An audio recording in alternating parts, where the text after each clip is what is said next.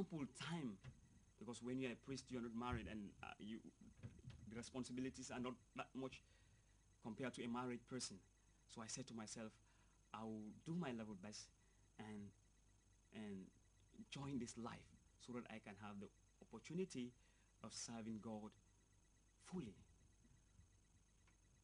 You know, that is actually where my call started revealing itself to me. Okay, and when you had this desire and the call to join the priesthood, when this message reached your parents, of course, how did they receive the message? Actually, it was really tough for me, really tough for me to even reveal this to my parents, because one, my brother Victor was also in the seminary when I was going to school, or when I was doing this course at GTTI. He was already in the seminary, and everybody in our place, you know, had the the understanding that Victor's desire is to become a priest. So for my parents, it was something that was like I was afraid to tell my parents, knowing that Victor is in Sierra Leone. But this desire continued, it continued pressing, and like I had no peace deep within me. So I said to myself one day, I said, there is no way. I need really to tell my parents about what I want to be in the future. So I met my father first. Uh, it was very difficult for me to meet my mother first, because I know what it meant at that time to tell mom at that time about my desire. So I met dad, and I spoke to him concerning it, and it was like a big shock for him. How can two energetic And men, go to the seminary and leave the family like that? So it was difficult for him, but he accepted, and he asked me to meet my mom personally. So I did my level best to meet my mother. My mother's case was a bit different.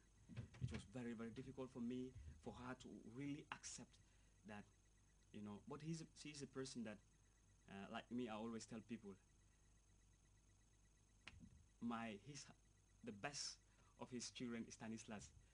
She loves me more than, let me say, that is my own opinion anyway. So it was like very difficult for me to really face my mother and tell her about my desire to but become a priest. to become a priest. So, but God having it, I met her and I explained to her, and it took time for her to really accept. But with prayers, she eventually accepted for me to go to the seminary. And that's how I got the green light to really pursue what I want to become. Would you like to tell us about the typical life of a seminarian? The life in the seminary, or the typical life of a seminarian. The typical life of a seminarian, I would say, we start with prayer and end with prayer.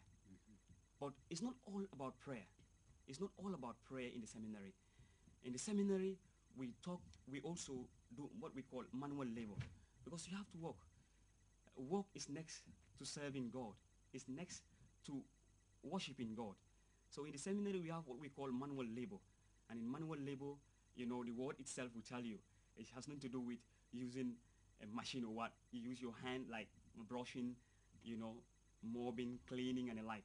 So we do that in the seminary to help seminarians become responsible. If you are a priest, you'll be responsible. You'll be able to take care of, to help yourself. And apart from that too, in the seminary, people will always say, it's Bible, theology, theology. Seminary too, we are also engaged in academic work. And, our contemporary time calls for you being aware of what is going on. You have parishioners, you have people who have masters, who have PhD, and as a priest, you have to be academically, inclined to be able to, communicate the word of God to people like that. So in the seminary life has to do with academic work also. study very well, pray very well, work hard, and also enjoy yourself. Apart from that too, we have what we call games, and it's the most interesting, one of the most interesting aspect of life of a seminarian. We play football, and it's one of the things that keeps, you know, us going as seminarian. So generally, the typical life with seminarian start with prayer and end with prayer, work, academic work, and also pastoral, your human relationship that also has to do with who a seminarian is expected to be. So generally, that is what the typical life with seminarian. Okay. Tell us, when you left the source of Banjul, now to a foreign place in Freetown, to begin your priestly formation, Yeah.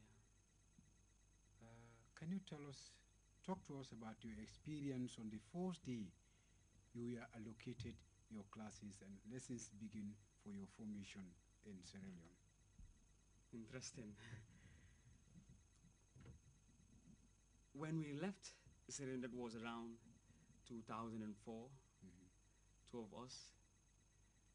It was like, as usual, it can happen to anybody. Going to a place or going away from your country for the first time, normally you have mixed feelings. Let me say, the feelings of like you leaving your family home and going to a place you have the place that you have never been to, you know. My first experience when I landed in Sierra Leone was a lovely one, because when I landed, the talking about the weather first, the weather was good, cold, and the people too. The Sierra Leoneans are like friendly people. So starting from the airport, I was like, welcome. And if you say you're a Gambian, it's like you are part of the family. So that is the first thing that give the first thing that gave me joy rather, to give me joy in my first experience. And in the seminary, when I went to the seminary, what I was expecting as a seminarian was not all what I met, you understand. Looking at the location of the place, you have to, when you are in Lunge, you see Freetown like up, the place is hilly. So it was like, for me, it was a big experience. Different environment, the topography is totally different from Banjul, from the Gambia. So that alone, is a big experience. And apart from that, meeting different seminarians from different countries also, you know, helped me, let me say. I also experienced a big thing, because being with people from different countries, different lifestyles, different way of approach, it was like it took time for me to really, relate well with them. But as I said, Sierra Leoneans are friendly people, and if you call yourself a Gambian or even know that you are a Gambian, it's always a different thing. And in the seminary, I would say it was really, really, really lovely for me in my first year. I was welcome, and talking about the classroom too, it was like, at first I was like, I was really afraid, you know what it means, So not knowing, yeah, nervous, you don't know what you're meeting and the like. But to God be the glory, everything was like good. Okay, there are so many young people watching this interview. Perhaps they may too have the desire or the call to the priesthood. What would you like to share with them?